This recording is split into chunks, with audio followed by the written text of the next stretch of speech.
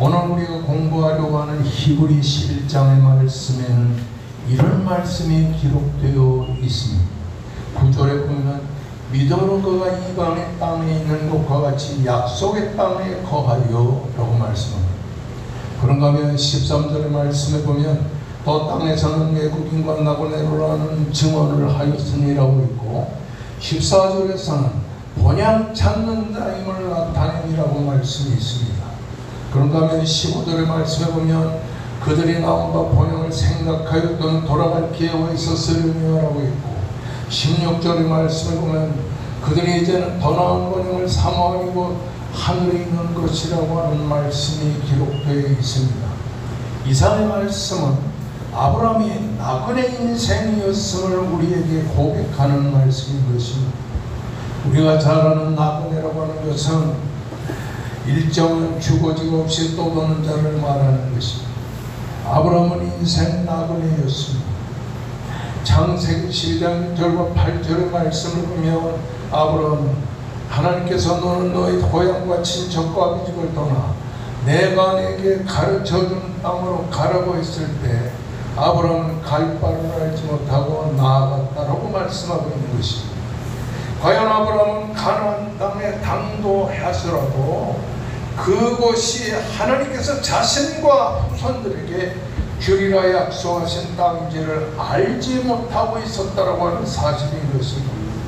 이렇게 아브라함은 이 세상 인생 나그네로 살았던 사람인 것입니다. 하나님께서 자기에게 너는 너의 고향과 친척과 아비집을 떠나 내가 내게 보여줄 땅으로 가라는 명령을 하고서도 자신이 어디로 가야 할지를 몰랐고 약속의 땅 가나안에 이르러서조차 그것이 하나님이 자신에게 약속한 약속의 땅인 줄을 모르고 살았다고 하는 사실인 것입니다. 오늘 오는 8절의 말씀을 보면 갈 바를 알지 못하고 나아갔으며 라는 말 속에는 아브라함의 나그네 인생살이가 얼마나 고달프고 괴로운 인생살이었는가 하는 것을 가늠케 해주는 것입니다. 신약 성경에 보면 사도행전 7장 2절과 3절 말씀에 순교자 스데반이 설교 속에 아브라함이 고달픈 나그네 인생살이를 소개해주고 있습니다. 스데반이 이르되 여러분 부영들아 들으셔서 우리 조상 아브라함이 하란에 있기 전 메소포타미아에 있을 때 영광의 하나님께서 그에게 보여 이르시되 내 고향과 친척을 떠나 내가 내게 일러준 보여줄 땅으로 가라고 하시더니 아브라함이 갈대아우르 사람의 땅에 떠나 하란을 거하다가 그의 아버지가 죽으니 하나님이 그를 거기서 너희 그 지금 사는 이 땅으로 옮겼느니라고 말씀하고 있는 것입니다. 이상의 말씀에서 우리가 생각하는 것은 아브라함이 나그네 인생살이는 참으로 고달프고 참으로 괴로운 인생살이었다는 것을 보여주고 있는 것입니다. 아브라함은 이런 감당하기 어려운 인생살이를 무거운 인생의 짐을 지고서 30날마다 걸어가야 했었습니다. 그러면 아브라함이 걸머져야 했던 인생의 짐은 무엇입니까? 그것은 늙은 아버지 데라를 부양하는 부양의 짐이었습니다. 창세기 11장 30절 말씀에서 31절 말씀까지를 보게 되면 데라가 그 아들 아브라함과 하란의 아들이 그의 손자롯과 그의 며느리 아브라함의 아내 사레를 데리고 갈대아 땅의 우르를 떠나 가나안 땅으로 가고자 하더니 하란에 이르러 거기 거류하였으며 데라는 나이가 255세가 되어 하란에서 죽었더라고 말씀합니다. 이렇게 창세기 11장 30절 이하에서는 데라와 일가를 이끌고 가나안 땅을 향하여 갈대아 우르를 떠난 것으로 기록되고 있지만 그러나 이 표현은 데라가 가정의 가부장 제도의 어른이었기 때문에 그렇게 기록한 것뿐이라는 사실인 것입니다. 실상은 아버지 하나님이 아브라함에게 나타나서 아브라함이 하나님의 계시를 받고 아버지 데라를 설득하여 고향을 갈대아 우르를 떠났던 것을 보게 되고 성경은 가부장 시대의 가정의 가장 큰 어른인 데라의 이름을 앞세워 데라가 아브라함과 사레와 롯을 데리고 갔다고 기록한 것뿐인 것입니다. 여기서 우리는 아브라함이 하나님의 명령을 따라 고향을 떠나는 나그네 인생길에 늙은 아버지 데라가 일해오 새 죽기까지 모셔야 했습니다. 여기서 우리는 무거운 부양의 짐을 짊어진 아브라함의 삶을 보게 되는 것입니다. 또 사라 역시 아브라함의 무거운 인생의 짐이었습니다.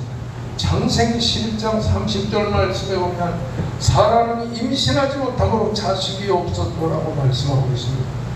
노동력을 절대적으로 필요로 하던 그런 시대에 이 아브라함의 아내 사라가 자식을 낳지 못했다는 것은 아브라함에게는 큰 인생의 짐이었습니다. 또 자식을 낳지 못했다고 하는 것은 하나님의 저주로 인식되었던 시대였기 때문에 아브라함에게는 큰 부담일 수밖에 없었다는 말입니다. 우리가 잘 아는 창세기 16장 2절과 3절을 말씀하면 사라가 아브라함에게 말씀합니다. 여호와께서 내 출산을 허락지 아니하셨으니 원컨대 내 여종에게로 들어가라. 내가 혹시 그러므로 내가 자녀를 얻을까 하노라 했을 때 아브라함이 사라의 말을 덥석하고 받아들여 하갈을 통하여 이스마엘을 낳은 것은 그가 얼마나 자식을 낳지 못한 하나님의 사례 때문에 무거운 마음의 짐을 지고 있었는가 하는 것을 짐작할 수 있게 해 주신 것입니다. 뿐만 아니라 이 아브라함은 조카 롯의 큰 인생짐을 지고 있었습니다.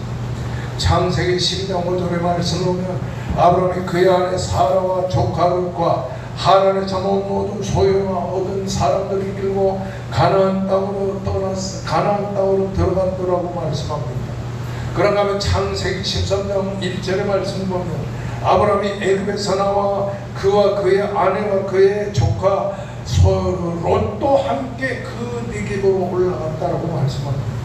그런가 하면 창세기 13장 6절에서 9절에 보면 그 땅이 그들의 동거하기에 넉넉하지 못하였으니 이는 그들의 소유가 많아 동거할 수 없었습니다. 그러므로 아브라함의 가축의 목자와 롯의 가축의 목자가 서로 다투고 또 가나안 사람과 브리스 사람도 그 땅에 거했더라고 말씀하고 있는 것입니다. 아브라함이 롯에게 말합니다. 우리는 한 친족이라 나와 너 그리고 내 목자와 네 목자가 서로 다투게 하지 말자. 네 앞에 온 땅이 있지 아니하냐. 나를 떠나라. 네가 좌하면 내가 우하고 네가 우하면 내가 좌하리라면서 선택권을 롯에게 준 것을 보게 되는 것입니다. 이렇게 아브라함은 롯과 생사포락을 함께하던 사람이었습니다. 조금 더 자신을 따라다니는 조카 롯을 무거운 인생의 짐으로 여기지 않고 시종일관 돌보아주다가 마지막에는 땅을 선택할 선택권마저 양보했던 것입니다. 그 외로 아브라함을 떠나서 소돔성으로 가서 살 때 아브라함은 하나님께 악하여 큰 죄인이었던 소돔 사람 성에 겁없이 가서 살고 있는 롯과 그의 가정을 걱정하면서 날마다 롯의 가정을 위해 기도했던 것을 보게 되는 것입니다. 그런가 하면 창세기 29장 29절의 말씀을 보면 하나님이 그 지역에 성을 멸하실 때 롯이 거주하는 성을 엎으실 때 하나님이 아브라함을 생각하사 롯을 그 엎으시는 중에서 내보냈더라고 하는 말씀을 보면 평소 아브라함이 얼마나 롯과 그의 가정을 걱정하고 그리고 기도했는가 하는 것을 보여주게 되는 것입니다. 우리가 잘 아는 창세기 18장 22절 이하의 말씀을 보면 소돔성의 멸망을 저버리고 의인 10명만 있으면 용서해 달라고 기도한 것에서 우리가 알 수 있는 것은 아브라함이 소돔성에 살고 있는 롯의 가족을 구원하기 위해 얼마나 걱정하고 염려했는가 하는 것을 우리가 짐작할 수 있는 것입니다. 그리고 창세기 4장 12절에서 16절의 말씀에 보면 아브라함이 그돌라오멜의 군사에게 붙잡혀서 저 북쪽으로 끌려가 있는 롯을 위해서 살려버리고 318명의 동맹군 가신과 동맹군을 이끌고 소바성까지 쫓아가서 생명을 걸고 싸워서 그 롯의 가족 땅과 재산을 되찾아온 것은 아브라함이 얼마나 롯과 그의 가정을 걱정하고 또 사랑하고 그를 위해 기도했는가 하는 것을 짐작할 수가 있는 것입니다. 아멘. 조카로서는 아브라함에게 있어서 뗄래야 뗄 수 없는 혹 같은 존재였고 무거운 인생의 짐이었다라고 하는 사실인 것입니다. 아브라함이 모든 인생의 짐을 짊어진 가운데 하나님께 부름을 받았고 그리고 무거운 인생의 짐을 진 채로 고향을 떠났고 그 인생 짐을 진 채로 가나안까지 왔던 것을 보게 되는 거죠. 그러므로 아브라함이 나그네 인생길을 고달프고 걱정과 근심이 많은 그런 인생길이었다는 사실이죠. 그럼에도 불구하고 아브라함은 한 번도 자기가 걸머진 인생의 짐을 힘들다고 생각하지 않았고 그 인생의 짐을 벗어버리려고 하지 않았다는 하는 사실인 거죠. 이것이 바로 오늘날 우리 성도들이 가져야 할 삶의 짐인 것입니다. 아멘. 우리도 아브라함처럼 인생의 짐이 있는 것입니다. 아멘. 오늘도 하나님께서 짊어져야 할 짐을 우리에게 짊어지어주세요. 우리 인생들에게는 누구에게나 짊어져야 될 십자가가 있으며 인생의 짐이 있다고 하는 말입니다. 어떤 사람은 늙고 병든 부모를 짐지듯이 모시고 사는 사람이 있습니다. 그런가 하면 구실 못하는 자식이 인생의 짐인 것처럼 보여지는 가정도 있고 가난의 짐을 짊어지고 질병의 짐을 짊어지고 이 세상을 고달프게 사는 사람들이 있는 것입니다. 이런 인생의 짐은 저마다 힘들고 무겁고 고달픈 것입니다. 아브라함에게 늙은 아버지 데라 255세를 살 때까지 아브라함의 인생의 무거운 짐이었어요. 사라도 짐이었고 롯도 무거운 인생의 짐이었다라고 하는 사실인 것입니다. 그러나 아브라함은 그 부모나 그리고 사라나 롯이 무거운 인생의 짐이라고 생각하여 원망하지도 않았고 그 인생의 짐을 벗어버리려고 하지 않았다라고 하는 사실인 것입니다. 아멘. 그러면 아브라함이 자신에게 지어진 무거운 인생의 짐을 지고 원망하고 불평하지를 않고 이 세상을 살았던 비결은 무엇입니까? 아브라함이 이렇게 아버지를 모셔요. 205세 아버지가 죽을 때까지 그 아버지를 섬겨요. 자식을 낳지 못하는 아내 사례를 또한 데리고 다니고 조카 롯을 데리고 다니면서 무거운 인생의 짐을 어깨에 걸머지고 세상을 살면서도 한 번도 그가 원망과 불평 없이 인생을 살았던 이유는 어디에 있습니까? 그것은 한마디로 믿음의 힘에 있었다라고 하는 사실인 것입니다. 아멘. 본문 말씀은 아브라함의 믿음을 이렇게 말하고 있습니다. 본문 8절의 말씀하면 믿음으로 아브라함은 말씀합니다. 그런가 하면 9절 말씀에도 믿음으로 그가 이방 땅에 있는 것과 같이 라고 말씀합니다. 13절의 말씀에도 이 사람들은 다 믿음을 따라 죽었으며 라고 말씀하고 있는 것입니다. 아브라함이 이렇게 무거운 인생의 짐을 짊어지고서도 그 짐을 벗어버리려 하지 않는 그 짐을 걸머쥐고 이 세상을 살 수 있었던 것은 아브라함에게 믿음이 있었기 때문이라고 하는 사실인 것입니다. 아멘. 여러분, 우리가 걸머지고 있는 가정에 무거운 짐이 있습니다. 자식이 짐인 사람도 있고 가난이 짐인 사람도 있고 질병이 짐인 사람도 있습니다. 이러한 짐을 질 때 우리는 믿음으로 인생의 삶을 살아야 될 것이라고 하는 사실인 것입니다. 아멘. 믿음은 인생의 짐을 힘겹게 지지 않는 능력의 역사를 베풀어 주는 것입니다. 히브리서는 유대교에 대한 기독교의 변증성, 이 히브리서를 누가 기록했는가? 어떤 사람은 바울이라고 말합니다. 어떤 사람은 바나바라고 말합니다. 어떤 사람은 아볼로나 브리스길라라고 말합니다. 그러나 히브리서의 저자가 누구인지는 지금까지 알려지지 않고, 다만 히브리서의 저자는 바울 이후에 제2세대 그리스도인 중에서 헬라어를 잘하는 사람으로 구약의 70인경을 잘 알고 있는 구약 성경에 능통한 무명 시민이라고 생각하고 있는 거죠. 그래서 이 초대교회 어린이는, 이 히브리서의 저작자는 하나님만이 알 수 있다라고 말씀하고 있는 것입니다. 1세기 후반에 이르러서 그리스도인, 특별히 유대교를 믿다가 기독교에 있는 사람들은 박해와 고난을 당하던 시기였던 것입니다. 유대인들과 로마 제국사로부터 많은 핍박을 받으며 고통을 당했습니다. 그리고 집을 빼앗기고 재산을 약탈당하고, 그리고 감옥에 투옥당하고, 대중의 조롱을 받는 등 온갖 역경을 당하고 있었던 것을 보게 되는 것입니다.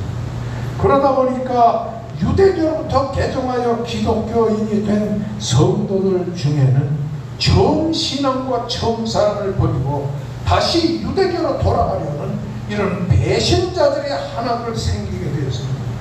그들은 박해를 두려워했습니다. 고난을 두려워했습니다. 신앙이 흔들렸습니다. 그리고 그들은 교육의 부재, 그리고 예배와 기도 생활을 소홀히하고 건전한 교리의 유포에 현혹된, 불건전한 교리의 유포에 현혹되었던 것입니다. 히브리서는 바로 이런 신앙의 배교자들을 권면하여 신앙생활을 잘하게 하기 위하여 기록된 말씀인 것입니다. 우리가 잘 아는 히브리 12장 2절의 말씀을 보면 믿음의 주여 또 온전케 하시는 예수를 바라보자. 히브리 기자는 예수를 바라봐야지 예수 떠나면 안 된다는 사실을 이렇게 간절히 설명하고 있었다라고 하는 사실인 거죠. 여러분, 구약과 신약을 예수 그리스도의 복음이 연결을 해야 되는데, 여러분, 구약에 인용한 하나님과 그 백성의 새 언약, 예수 그리스도로 말미암아 이루어져 예수를 믿는 기독교인의 우월성을 강조하는 것이 바로 히브리서가 될 것입니다. 특별히 오늘 여러분과 함께 공부하는 히브리 11장의 말씀은 예수 그리스도의 십자가의 죽으심으로 죄에서 구원받은 성도의 믿음은 바로 구약에 기록한 아브라함의 믿음과 동일하다라고 하는 사실을 여기서 강조하고 있는 것입니다. 아멘. 믿음이라고 하는 구약의 단어는 피스티스라고 하는 헬라어를 주로 사용합니다. 그런데 이 피스티스라는 말은 구약에 바타 또는 하사, 카와 같은 이 히브리 말로 사용되는데 주로 헤민이라는 단어를 사용한다. 따라합니다. 헤민. 이 믿음이라는 말은 히브리 말에 헤민이라는 말을 사용하는데, 헤민이라는 말은 아멘. 여러분, 설교할 때 은혜가 되면 아멘, 아멘 이렇게 말하죠. 아멘. 이 헤민이라는 믿음이라는 말은 아멘이라는 동사의 어근인 아만에서 나왔는데, 믿음은 확실한 하나님을 향한 신뢰를 말합니다. 따라서 구약의 믿음은 하나님에 대한 신뢰이고, 신약의 믿음은 예수 그리스도를 하나님의 아들로 믿는 믿음이다. 말하시다. 그러므로 믿음은 내 인생의 삶을 전부 하나님께 맡기는 것이다. 아멘. 믿음으로 아브라함은, 이런 말은 아브라함은 하나님께 자신의 인생의 삶을 다 맡기고 살았다라고 하는 사실인 것입니다. 이 아브라함의 믿음은 믿음으로 우리의 언약 되시는 예수 그리스도를 의지함으로 모든 것을 하나님께 맡기는 언약 신앙을 일컬을 때 사용하는 말이라고 하는 사실인 것입니다. 할렐루야. 아브라함은 이 언약 신앙을 의지하여 갈 바를 알지 못하고도 나아갔습니다. 나이가 100세에 자식을 낳지 못하는데도 이 하나님의 언약신앙을 의지하다가 100세에 아들을 낳게 됐습니다. 그리고는 아브라함은 117년이라는 긴 장관 인생을 살면서 하나님의 아들 이삭을 하나님께 모리아산에서 바치라고 할 때 하나님을 믿는 그 믿음이 부활시켜 줄 것이라, 죽여도 다시 부활할 것이라고 하는 부활신앙을 가지고 아들 이삭을 모리아산에서 바쳤습니다. 따라하시다. 아브라함은 갈 바를 알지 못하고도 믿음으로 나아갔고, 나이 100세에 자기 몸이 죽은 것 같은데도 그 믿음으로 이삭을 얻었고, 그 믿음으로 이삭을 번제로 바쳤다. 할렐루야. 이렇게 믿음으로 아브라함이라는 말씀 속에는 아브라함 같은 믿음의 사람은 어떤 상황 속에서도 흔들리지 않는다라고 하는 사실인 것입니다. 아멘. 그러므로 바울은 갈라디아 3장 9절의 말씀에서 그러므로 믿음으로 말미암는 자는 믿음이 있는 아브라함과 함께 복을 받느니라고 했습니다.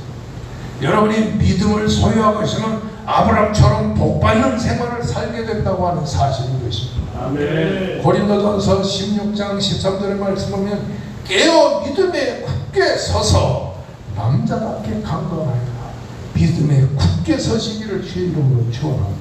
아멘. 코로나 바이러스 때문에 2.5 그러니까 사람도 만나지 말고 따지 말라, 그런 정부의 지침은 과학에 근거한 지침인 것입니다.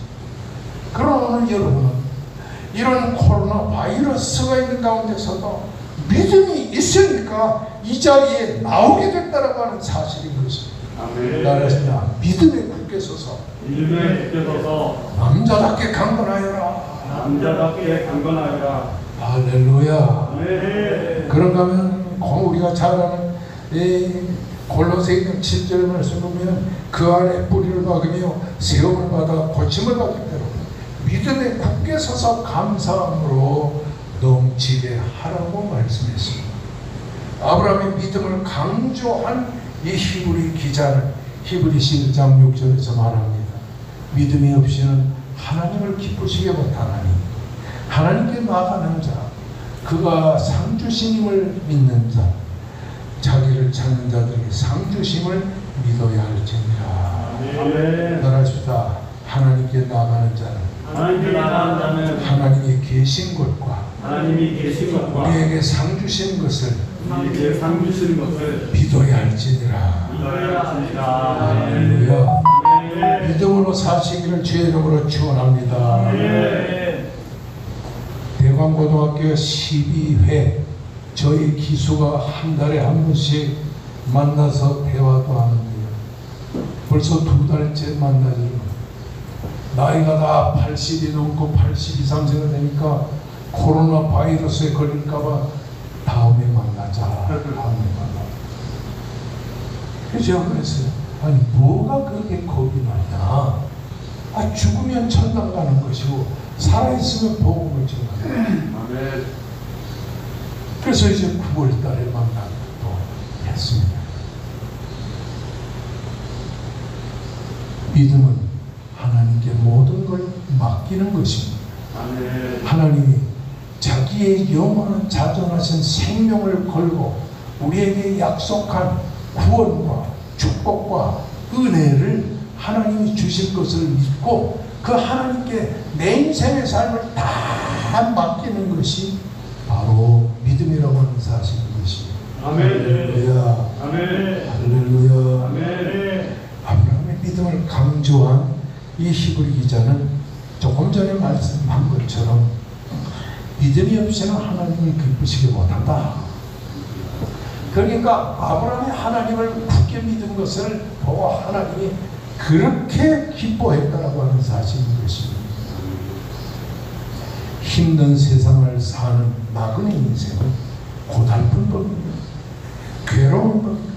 때로는 슬픈 법입니다. 그 이유는 우리에게는 짊어져야 할 인생의 짐이 있기 때문이라고 하는 사실인 것입니다. 이런 인생의 짐을 짊어지고 우리가 세상을 살 때에 우리가 하나님을 믿는 언약의 신앙을 근거로, 언약의 신앙 되시는 예수 그리스도를 근거로 우리가 세상을 살아야 될 것이라고 하는 사실인 것입니다. 아멘. 따라하십니다.